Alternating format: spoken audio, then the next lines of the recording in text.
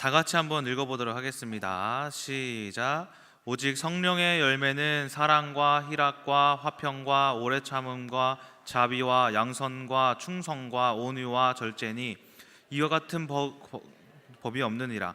그리스도 예수의 사람들은 육체와 함께 그 정욕과 탐심을 십자가에 못 박았느니라. 만일 우리가 성령으로 살면 또한 성령으로 행할지니 헛된 영광을 구하여 서로 노엽게 하거나 서로 투기하지 말지니라. 아멘. 오늘은 이제 갈라디아서 5장의 말씀입니다. 제가 갈라디아서 말씀을 계속해서 이제 강의를 하고 있어요. 제 갈라디아서는 믿음을 주제로 이제 나아가고 있다고 말씀을 드렸습니다. 그래서 각 장의 믿음의 주제가 또 따로 있는데 오늘은 5장에 대해서 알아볼 때 이제 그 전에 지난번 말씀을 잠깐 묵상을 한번 해보도록 하겠습니다. 지난 말씀에는 이제 믿음을 이제 도출해라. 어떤 믿음을 도출해야 되냐면은 바울이 아브라함과 사라 이야기를 이제 예를 들면서 그들의 믿음을 한번 봐라 이야기하면서 그 사건에 대해서 이야기를 했어요. 근데 그 사건이 아브라함의 이제 믿음의 사건이라기보다는 그것은 한 단어로 증명된다라는 거예요. 바로 그 사건이 믿음의 사건이다라고 이야기를 할 수가 있는 거예요. 그래서 이 믿음이라는 것이 우리들에게 다 똑같은 아브라함과 같은 사건이 있는 게 아니에요. 믿음을 도출할 만한 사건이 개개인마다 다르다라고 말씀을 드렸어요. 그것을 뭐라고 하냐면은 이제 파롤이라고 하는 거예요. 똑같이 믿음, 어떤 것을 신뢰하는 것, 이 믿음이라는 단어를 랑그라고 하면은 믿음이 각자 다른 사건을 가지고 있음을 파롤이라고 이야기를 한다. 그래서 우리가 믿음이라는 것도 아브라함의 믿음만 따라가는 것이 아니라 나만의 것을 만들자. 그래서 사건을 텍스트화, 자 그리고 텍스트를 사건화. 그래서 믿음 아니면 사랑, 뭐 구원, 여러 가지 단어들도 그렇고 또 어떤 사건들도 우리가 텍스트화해서 그것을 우리들에게 이제 하나님이 말씀하시는 이제 파롤로 만들자라고 말씀을 드렸습니다. 자, 그래서 이렇게 4장을 말씀을 드렸고 오늘은 이 믿음의 결과를 도출해내는 것에 대한 믿음을 도출해내는 것에 대한 결과가 무엇이냐라는 거예요. 그것이 5장에 나타나 있어요. 그래서 5장에 무엇이 등장하면은 오늘 읽었던 성령의 9가지 열매가 그래서 등장을 하는 거예요. 그래서 믿음의 결과는 성령의 9가지 열매로서 그 결과를 맺어요. 열매를 맺어요. 그래서 한번 이 성령의 9가지 열매에 대하여서와 그리고 먼저 본문을 한번 탐구해 보도록 하겠습니다. 그래서 바울이 이야기하는 것이 뭐냐면은 5장 1절은 일단 4장을 마무리하는 구절이에요. 그래서 이 믿음의 결과에 대해서 그리스도께서 우리를 자유롭게 하셔서 이렇게 자유를 주셨다. 그래서 너희들이 굳건하게 하라. 그래서 5장의 시작은 2절부터입니다. 그래서 2절을 보시면은 한마디로 2절에서부터 마지막 절까지 이제 내용이 뭐냐면은 일단 2절에서부터 15절까지의 내용이 뭐냐면은 율법은 믿음의 결과를 낼 수 없다라고 이야기를 하고 있는 거예요.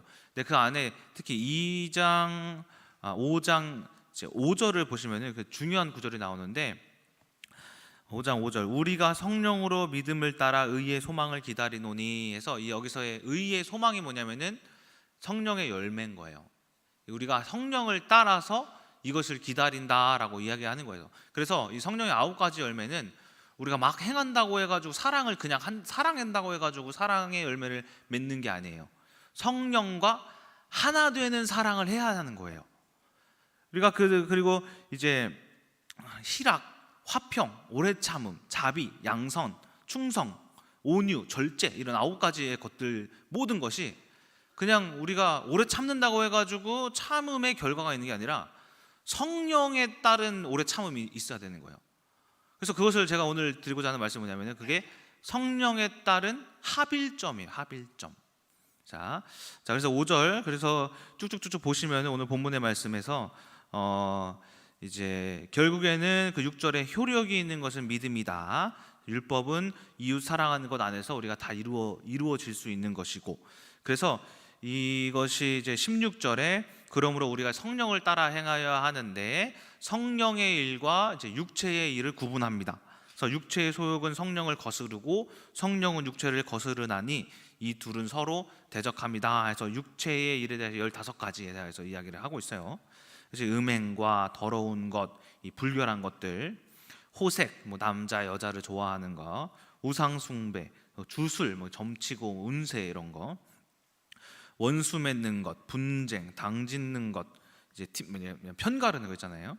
분열, 이단, 투기라는 것은 이제 도박이라는 말이라기보다는 이제 젤루스라고 해서 이제 질투하는 거, 이제 술 취함, 방탕과 같은 것들이다. 이런 것들은 하나님의 나라를 유업으로 받지 못하고 오직 이제 성령의 열매, 사랑과 희락과 화평과 오래 참음과 자비와 양선과 충성과 온유와 절제, 이런 것들은 이제 금지할 법이 없나니 이 그리스도께서는 이 모든 육신의 정욕을 십자가에 못 박으셨으니 우리가 이 성령을 따라 9가지의 열매를 맺자라는 것이 이제 5장의 이제 결론이에요. 즉 믿음의 결과는 이런 열매를 맺게 된다라고 이야기를 하고 있는 거예요.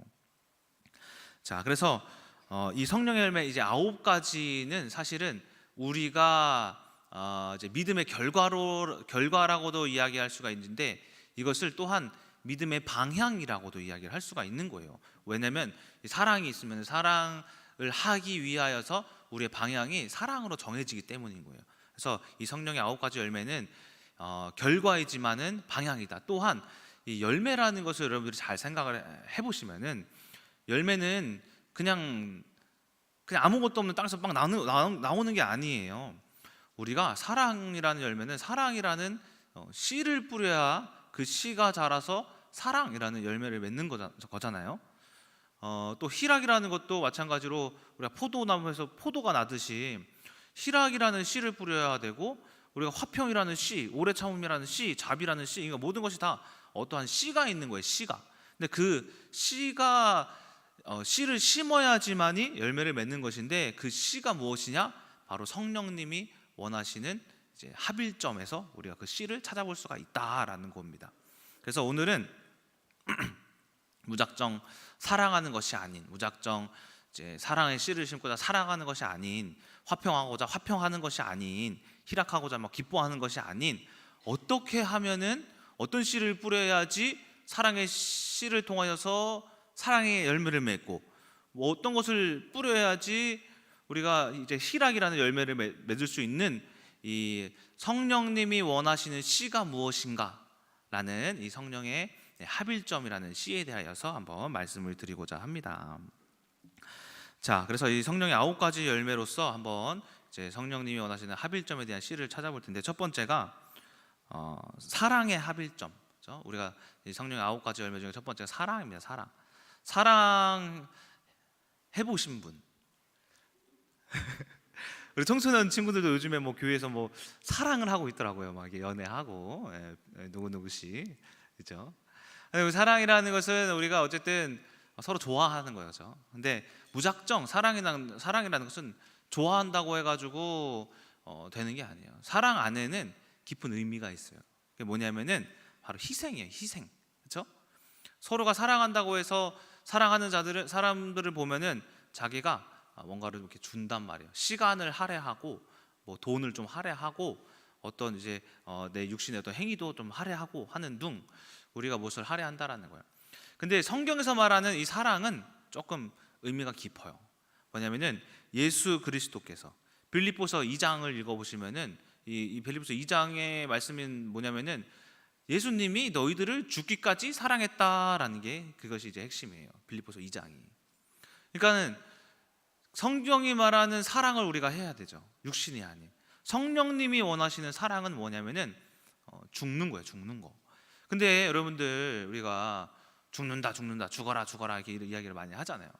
그러면 죽는 건 뭔데요? 어떻게 죽어야지 그게 죽는 거냐고요.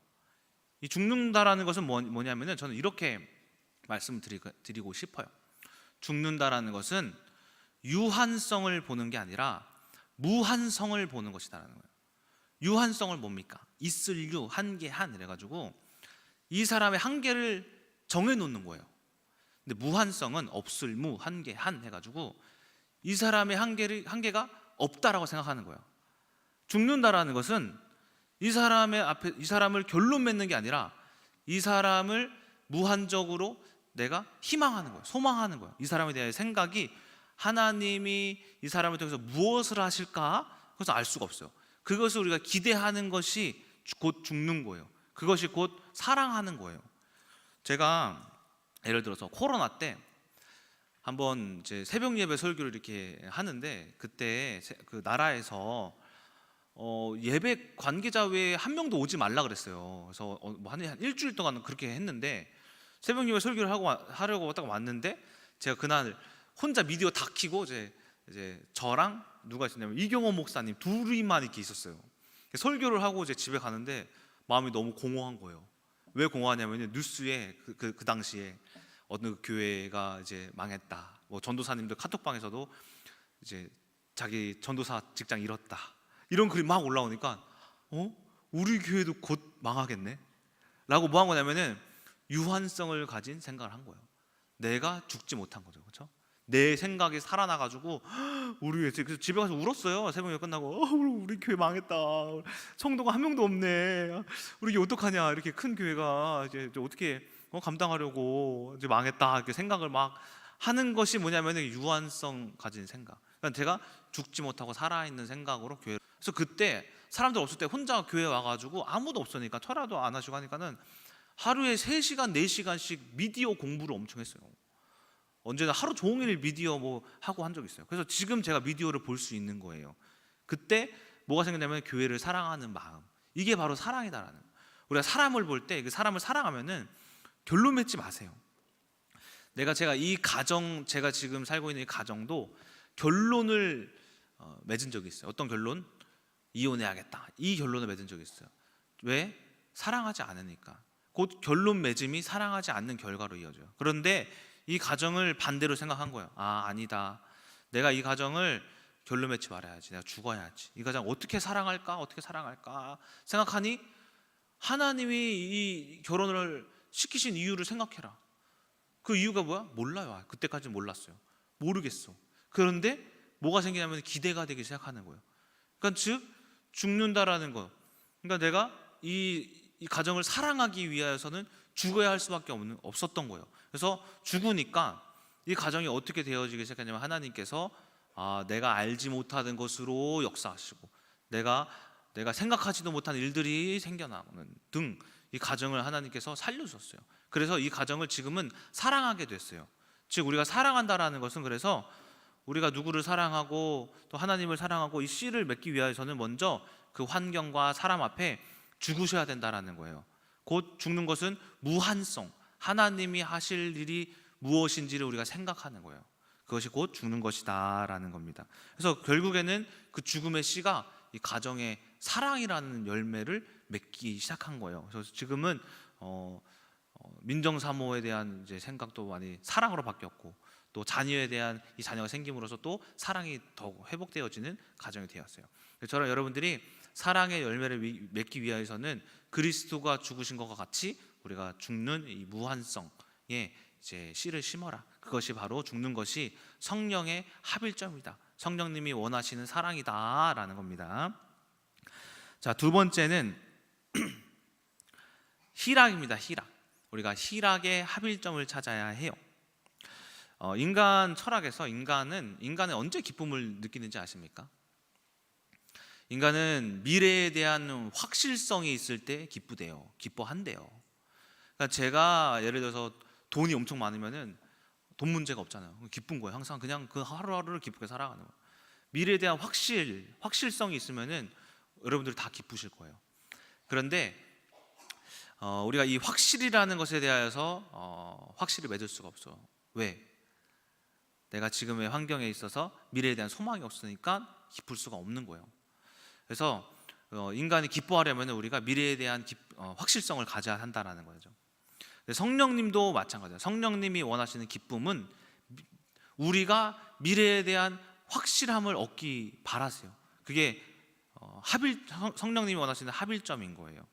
어떤 합일점이냐면은, 성령님이 원하시는 합일점은 우리가 말씀을 통한 소망, 말씀을 통한 희망, 말씀을 통한 언약의 확신을 얻기 이제 원하세요. 그 확신을 얻을 때에 우리가 성령님과 합일점을 맺는 거예요. 그때 우리의 마음에 뭐가 생기냐면 기쁨이 생기기 시작하는 거예요. 그래서 제가 자녀가 없을 때도 성령님이 원하시는 합일점이 무엇인가 생각한 적이 있어요. 하나님이 이 자녀가 없는데 이것에 대해서 하나님이 원하시는 게 뭐예요? 저 너무 슬퍼요. 이제 우울해요. 그런데 그 말씀이 고린도전서 4장 15절 말씀. 일만 스승은 있으되 영적 아비가 없다. 세상에 일만 스승은 있는데 영적 아비가 없대. 그 말씀을 통해서 제가 소망을 얻었어요. 희망을 얻었어요. 내가 지금 실제적인 자녀를 하나님께서 원하시는 게 아니라 영적인 아비가 되어지길 원하시는구나라는 이 확실성을 얻으니 자녀가 내 눈에 없지만은 그때 제 마음에 기쁨이 찾아오더라고요. 아브라함도 로마서 4장에 바울이 아브라함에 대해서 이렇게 얘기를 해요. 아브라함이 바랄 수 없는 중에 바라고 믿어 약속하신 그것을 능히 이루실 줄 확신하여 그가 하나님께 영광을 돌렸다라고 이야기를 합니다. 그러니까 아브라함도 자녀가 없을 때 뭘 받았냐면 언약을 받으니까 그 언약이라는 것에 대해서 자기가 확실하게 된 거야. 내 미래에 하나님이 자녀를 주시겠다. 내 길을 인도해 주시겠다. 그래서 없는 와중에 이미 하나님께 기쁨으로 영광을 돌린 거예요. 이것이 우리가 희락이라는 열매를 맺는 방법인 거예요. 우리가 여러분 삶 가운데에 기쁘시려면은 하나님 안에서 소망을 받으셔야 돼요. 희망을 가지셔야 되고 언약을 붙잡으셔야 된다라는 거예요. 이것이 우리가 삶을 희락으로 기쁨의 열매를 맺을 수 있는 방법인 거예요. 이처럼 우리가 기쁨의 열매를 맺기 위하여서 말씀에 근거한 소망, 말씀에 근거한 희망과 언약을 붙잡으실 때 희락, 기쁨이라는 열매를 맺을 수 있다. 그것은 확실이라는, 하나님 안에서 말씀의 확실이라는 이제 합일점을 통하여서 성령님이 원하시는 것이다. 그래서 여러분들이 기뻐하시려면은 확실의 씨앗을 심어라 라는 겁니다. 세 번째는 화평의 합일점을 찾아라라는 거. 화평의 합일점. 화평이라는 것은 이제 화목하고 이제 평안함이라는 이제 의미가 있어요. 그리고 또 어떤 나라와 나라 사이에 갈등이 없음이라는 게 의미가 있어요. 이 화평의 의미가 발휘하려면 혼자 화평할 수는 없어요. 화평은 제 3자가 있어야 돼요. 누군가 저와 이제 다윗 우리 학생과 화평이라는 것이 이제 누군가 있어야지 화평이 이제 이루어져요. 혼자 할 수 없는 것인데, 그런데 이 화평은 평화라는 의미랑 조금 달라요. 이제 평화는 이제 순간적인 화평이에요. 편안함이에요. 저희가 북한이랑 지금 이제 휴전을 맺어가지고, 근데 요즘에 막 북한이 막 이렇게 막 좀 이렇게 하는데, 어쨌든 북한이랑은 평화를 누리고 있는 거죠. 평화. 이 평화는 언젠간 깨질 수 있죠. 그래서 화평이라는 것은 뭐냐면은, 화평을 누리려면은 평화를 하는 것이 아니라 평정을 해야 돼요. 평정은 뭡니까?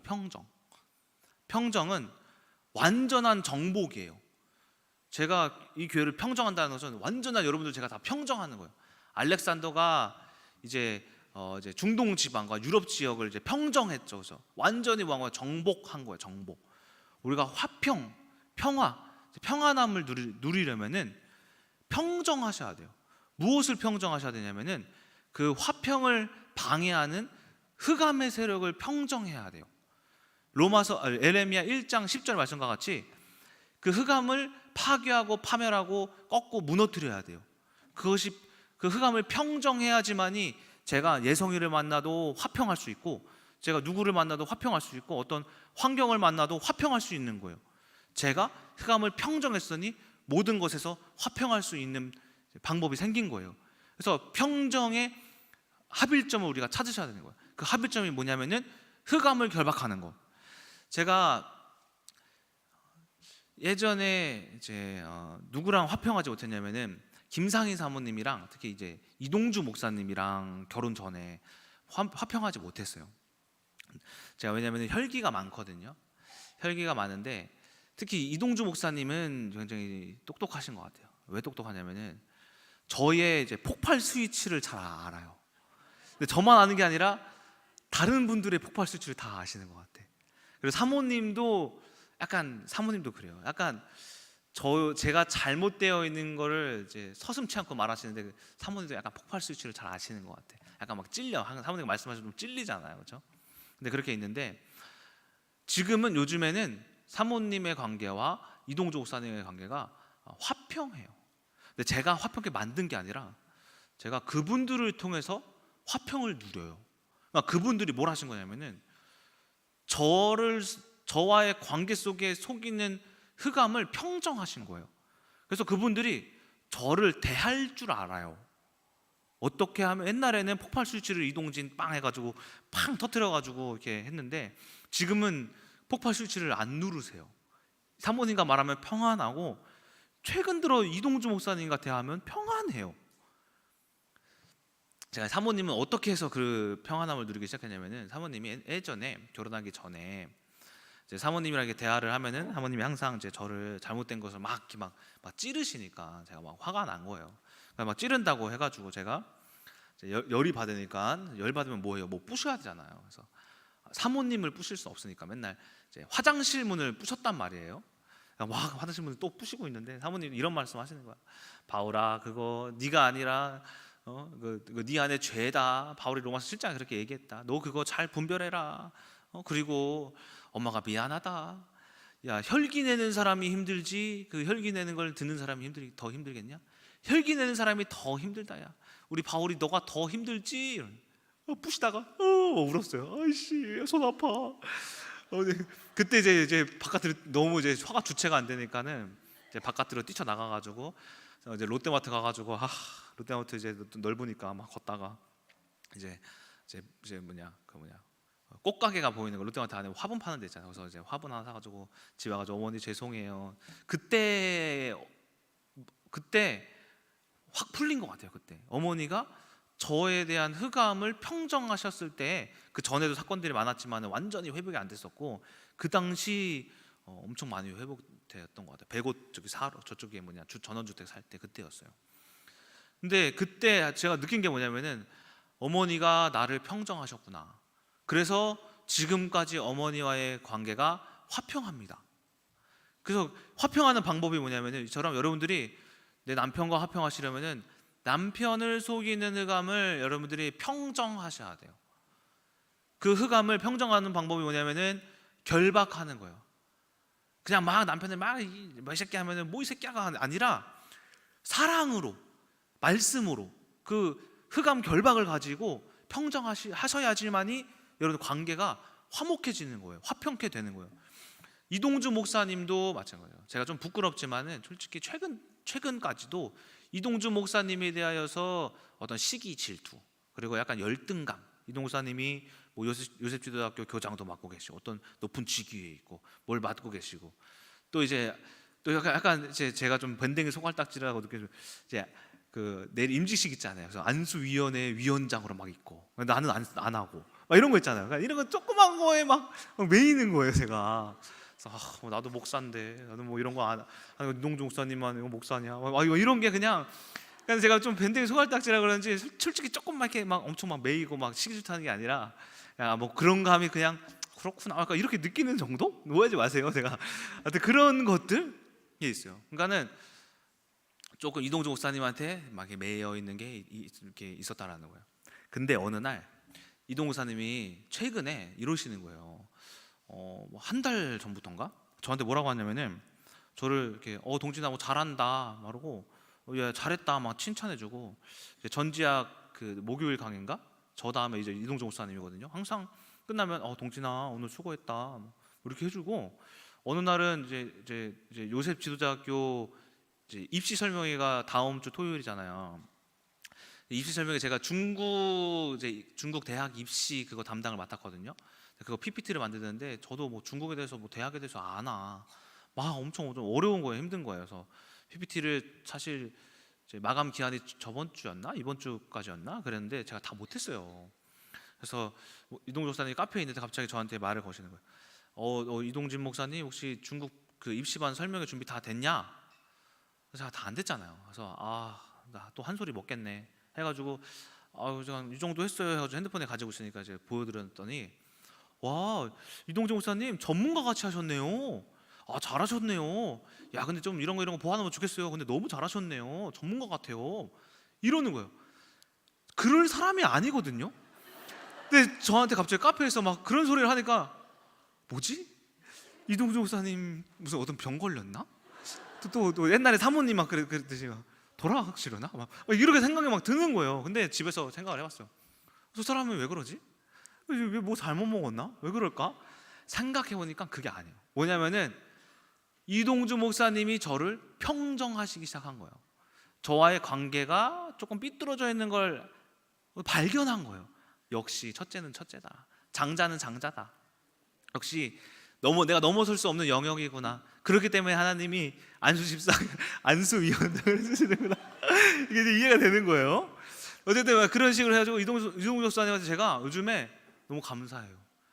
평정이 오히려 저를 평정해 주시는 게 너무 감사해요. 그래서 저도 그분을 보는 시선이 이제 저기 계시네. 이제 조금씩 달라지기 시작한 거예요. 여기 3층에 계시네. 달라지기 시작한 거예요. 그래서 저도 보는 게 항상 기뻐요. 그래서 옛날에는 저보고 안 웃었거든요. 요즘에는 약간 조금 느끼하게 웃어요. 그래서 약간 좀 불편하긴 한데 어쨌든 그래도 감사해요. 근데 그런 것들로 이날에서 이동주 목사님이 뭐 하신 거냐면은 화평의 열매를 맺기 위하여서 씨를 뿌린 거예요. 성령님이 원하시는 씨, 그게 뭐였냐면은 평정의 씨. 이동주 목사님이 아신 거예요. 성령님과 합일점이 무엇인가? 성령님이 이 사람과의 관계를 통해서 화평을 누리려면 성령님이 원하시는 것은 이동진이를 인정해 주는 것이다. 이동진을 속이는 흑암이 무엇인가? 어떤 것에 막 말에 걸려 넘어지는구나. 어떤 폭발 스위치를 내가 누르지 말아야지. 막 이런 것들을 아신 거예요. 그래서 요즘에 제가 화평함을 누리고 있습니다. 이처럼 여러분들이 이 화평이라는 열매를 원하신다. 여러분들이 평정하셔라. 사람들을 속이는 그 흑암을 평정하셔라.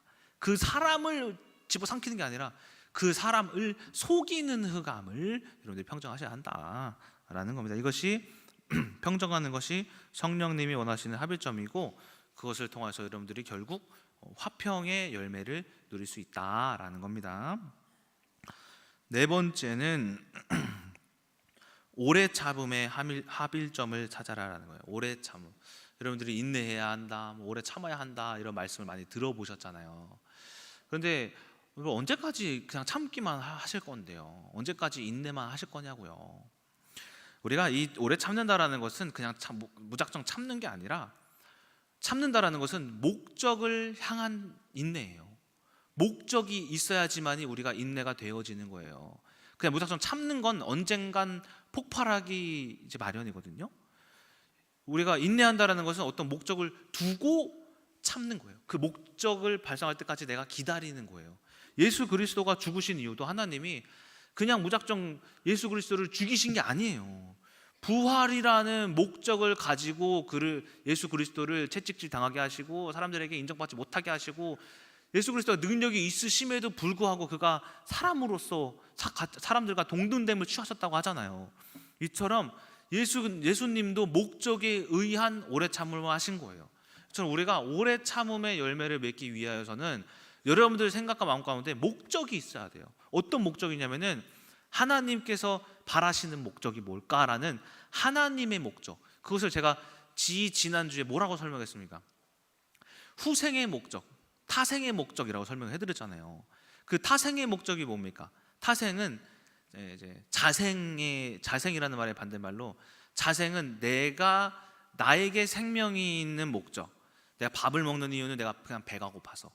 그런데 밥을 먹는 이유를 타생의 목적으로 생각하면은, 우리 부모님이 나에게 쌀을 이제 제공해 주셨어. 그 더 깊이 생각하면은 농부들이 이제 밀을 수확을 해가지고 쌀을 수확을 해가지고 라는 그들의 목적에 의해서 내가 밥을 먹을 수 있음이 이제 보여지는 거죠. 이 타생의 목적, 내가 지금 이 사람을 만난 이유가, 지금 이 환경을 만난 이유가 무엇이냐면은 하나님이 원하시는 목적이 있기 때문에 지금 이 환경을 만난 거구나, 이 사람을 만나게 하신 거구나 라는 그분의 목적을 생각하니 이 환경을 내가 참을 수 있는 거예요. 그 목적이 뭘까? 내가 한번 찾아봐야지.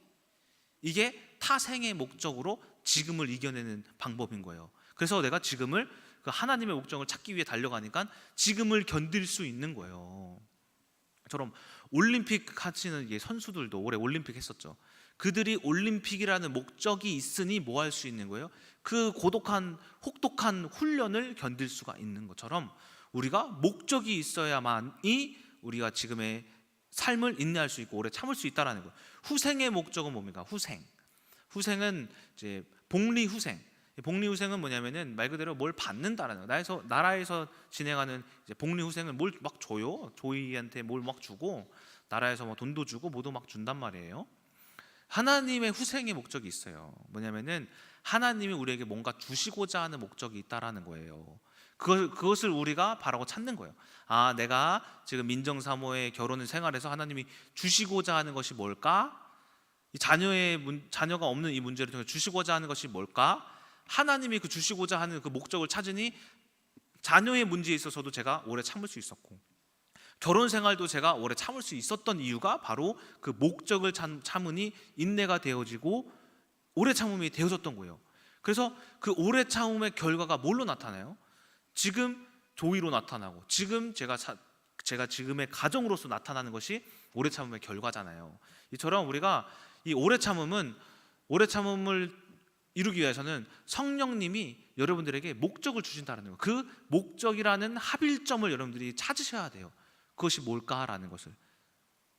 이처럼 이 오래 참음의 합일점은 바로 목적이다라는 겁니다. 그래서 목적을 찾을 때 우리가 인내가 되어지기 시작하고 오래 참음이 되어지기 시작한다. 결국엔 그 목적이 달성됨으로써 오래 참음의 열매가 그 목적의 결과로 나타나는 것이다 라고 이야기를 드릴 수가 있다라는 겁니다.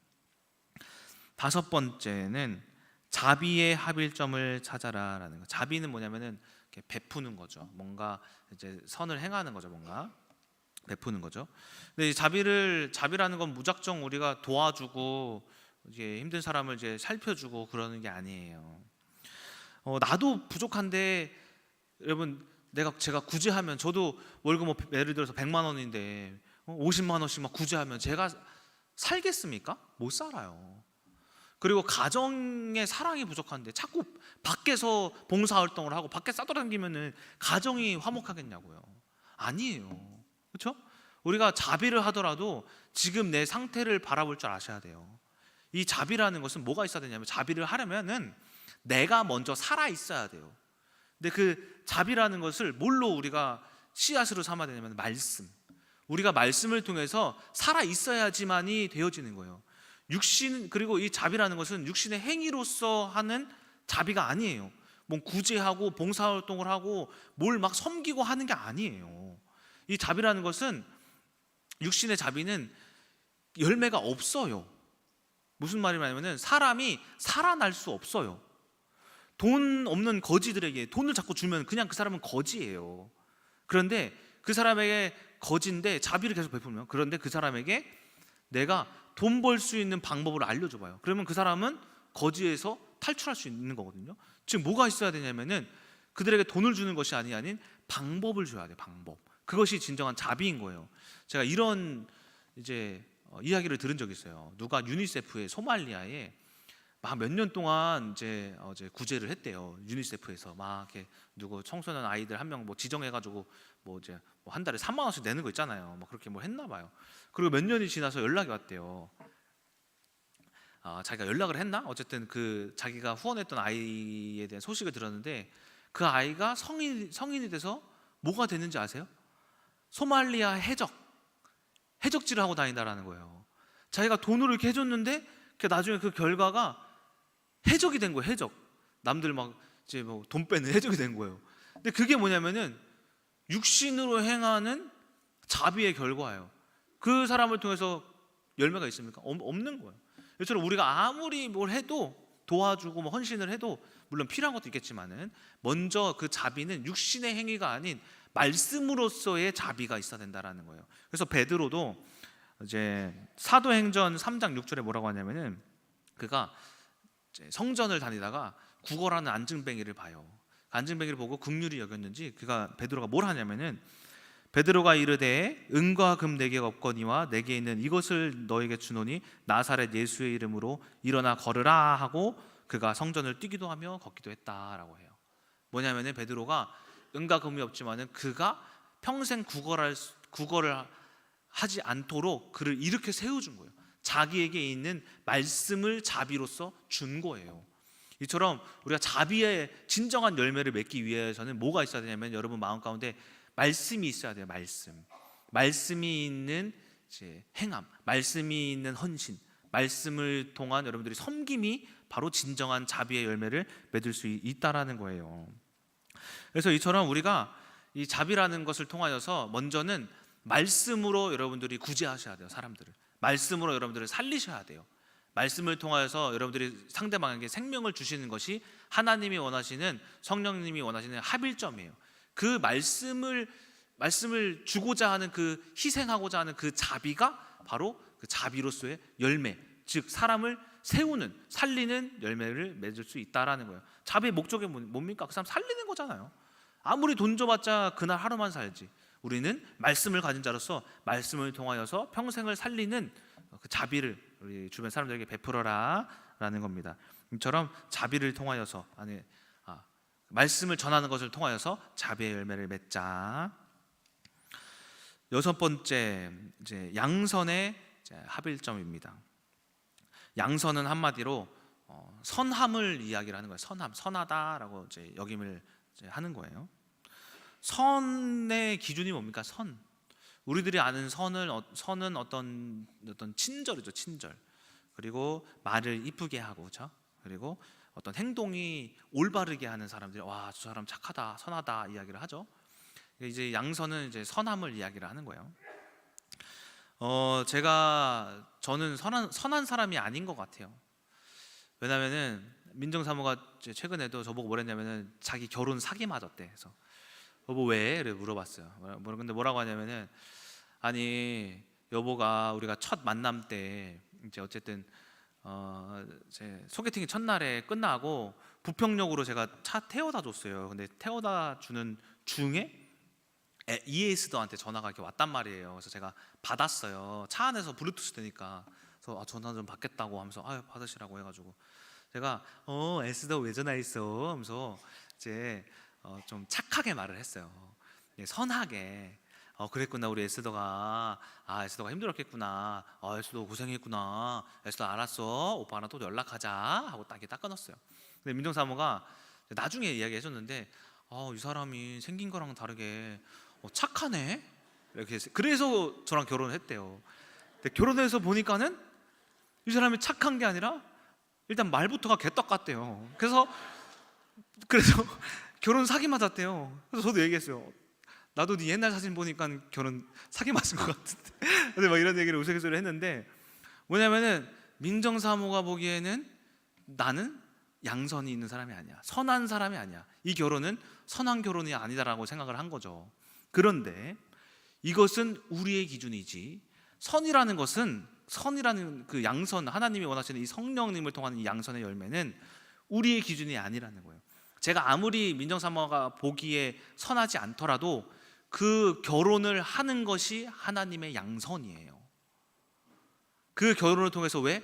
하나님이 이루실 것이 있으니까. 그것이 양선이에요. 제가 중국에 감옥 갔다 하잖아요. 감옥 간 게 세상으로 보면 선한 건 아니잖아요. 솔직히 그렇죠? 제가 다행히 정과는 빨간 줄은 찍히지 않았지만 어쨌든 그런 기록이 있긴 하지만은 이게 선함은 아닌데 제가 거길 가지 않고서야 하나님을 알지 못한다면은 감옥에 가는 것이 하나님의 양선인 거예요. 여러분들이 지금의 문제가 선하지 않다고 여겨지십니까? 그런데 그렇게 하지 않고는 여러분들이 하나님을 모른다면 그것은 선한 것이 아니라는 거예요. 그것이 선한 것이라는 거예요. 모르지 않는다면 그것이 선한 것이 아니고 그 문제를 통해서 안다면 그것이 선한 것이다라는 거예요. 이처럼 양선이라는 것은 우리의 기준으로 매길 수가 없는 거예요. 하나님이 원하시는 그 기준에 합당한 것이야말로 양선을 이룰 수 있다라는 거예요. 그래서 양선은 뭐냐면은 양선의 합일점은 해석이에요. 해석. 이것이 옳은가 옳지 않은가라는 해석이에요. 저는 이렇게 생각해요. 모든 환경은 옳아요.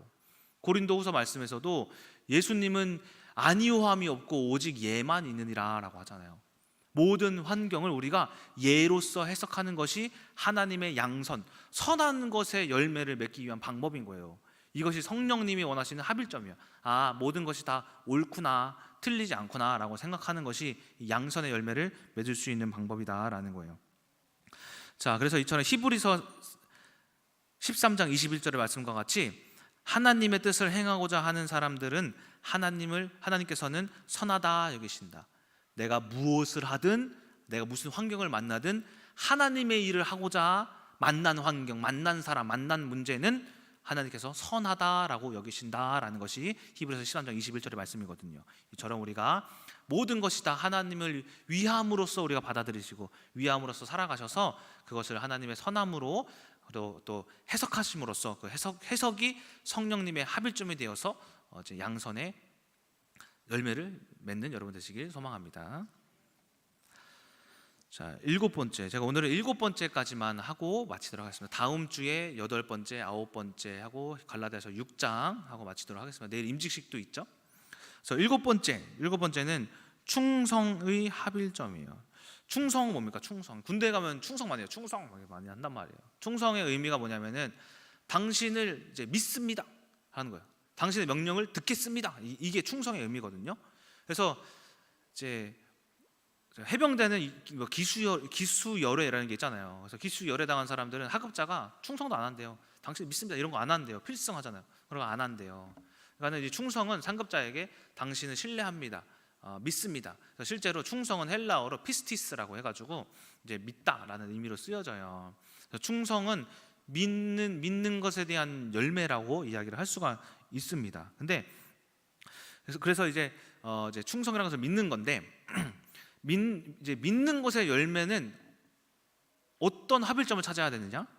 로마서 10장 17절에 믿음은 들음에서 나며라고 해요. 그리고 들음은 그리스도의 말씀으로 말미암느니라. 믿음은 들음에서 난대요. 우리가 듣는 것이 합일점이에요. 그 듣는 것이 뭐냐면은 누군가의 말을 듣는 게 아니라 여러분 마음 가운데 성령님의 말씀을 듣는 거예요. 그래서 저는 이렇게 이야기를 드려요. 우리가 믿음이라는 것은 환경을 보는 게 아니에요. 문제를 보는 게 아니고 사람을 보는 게 아니라 환경을 들어야 돼요. 문제를 여러분들이 들어야 돼요. 그리고 사람을 보면은 여러분들 다 저도 한마디씩 다 해줄 수 있어요. 넌 뭐가 잘못됐고 너가 뭐가 틀렸고 다 하면서 할 수 있어요. 서로 사람을 보면은 믿음이 안 생기는데 사람을 들으면은 그게 하나님의 음성으로 들릴 수가 있는 거예요. 그 들음은 뭐냐면 그리스도의 말씀, 즉 이 사람을 통한 하나님의 계획을 우리가 이 사람을 보고 들어야 되는 거예요.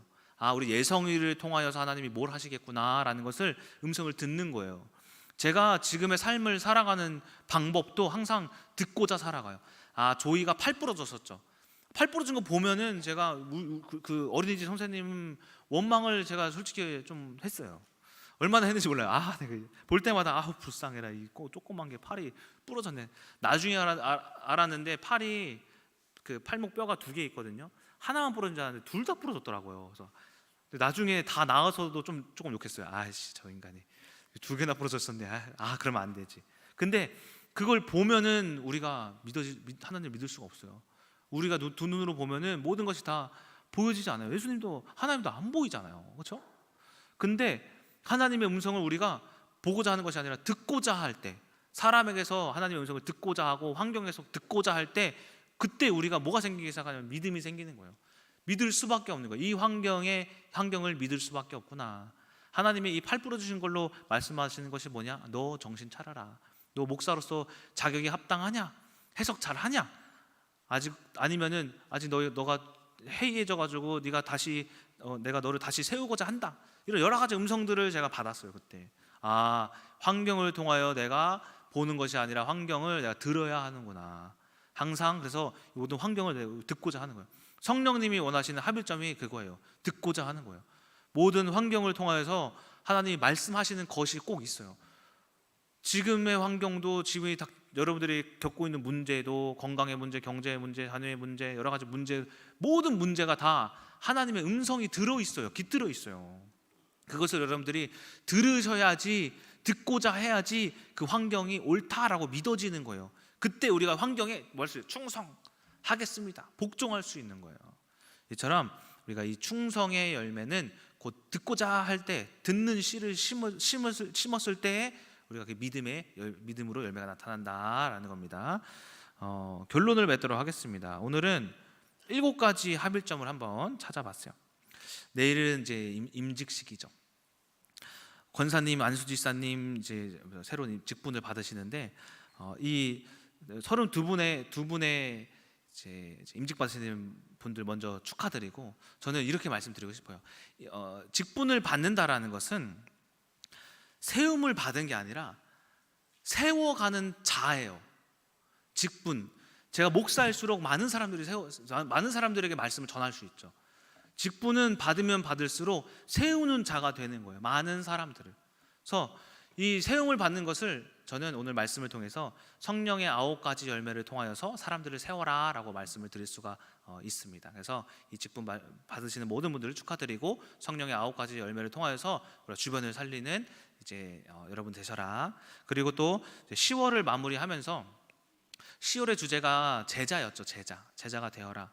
이 제자라는 것에 대해서 중국 선교구에서는 제가 말씀을 많이 들었는데, 이번 이 금요철야 예배를 통해서 말씀을 드리자면, 제자라는 것은 학생과 제자의 차이점을 알아야 돼요. 학생은 스승이 있죠. 스승의 것을 가져가요. 배워서 가져가요. 근데 제자는 스승처럼 되어가요. 이게 학생과 제자의 차이점이에요. 학생은 가져가는데 제자는 되어가요. 이처럼 제자가 된다는 것은 우리가 오늘 이 성령의 열매 9가지처럼 9가지가 되어져 가는 거예요. 가져가는 게 아니라. 사실 여러분들의 삶과 환경과 어떤 문제와 말씀은 사실은 말씀 안으로 가져와야 돼요. 말씀을 가져가기보단, 제가 항상 가져가라고, 삶에 가져가라고 말씀드리지만은, 사실은 말씀은 하나님 나라는 여기 있는데 우리가 그것을 가져와야 하지만은 사실은 그것을 그 하나님 나라 속에 가져가야 되는 거예요.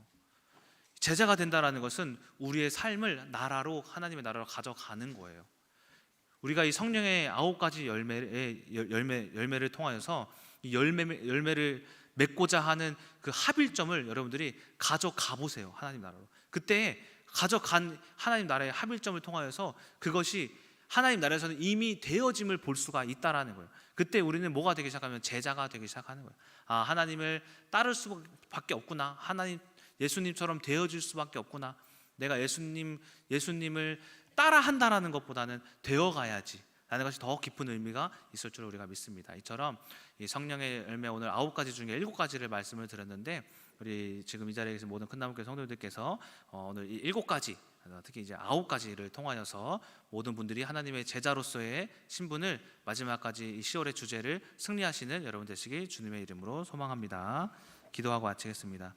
하나님 아버지, 오늘 이제 성령의 열매 9가지 열매를 통하여서 성령님의 이제 합일점이 무엇인지에 대해서 들었습니다. 하나님, 이 9가지 열매는 그냥 되어지는 것이 아니라 성령님이 원하시고자 하는 곧 성령님이 원하시는 합일점이 있어야 될 줄 우리가 믿습니다. 그것을 9가지를 통하여서 우리가 들었을 때에 모든 것이 다 씨앗으로 심겨지고 결국에는 그것이 열매로 맺어지는 우리 큰나무교회 모든 성도님들 되게 하여 주시옵소서. 살아계신 예수 그리스도의 이름으로 기도드렸습니다. 아멘.